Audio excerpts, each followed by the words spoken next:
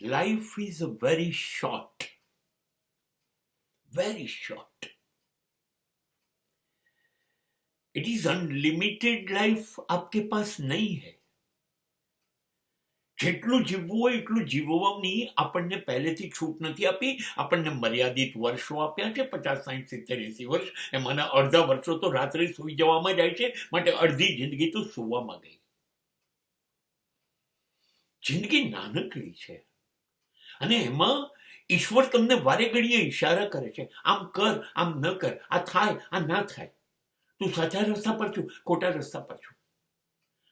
આ ઈશારા આપણે સમજતા નથી અને આ ઈશારા થયા પછી આપણે આપણી જિંદગી બદલવી જોઈએ.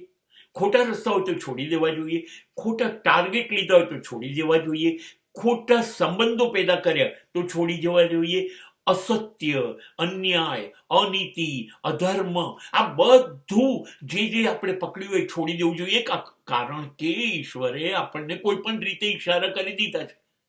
ચાલો, ઓફ ધ ટ્રેક છો, ઓન ધ ટ્રેક આવી જાઓ, પાછા થઈ જાઓ. ઈશ્વર ઈશારા કરે છે, આપણે નથી માનતા નથી.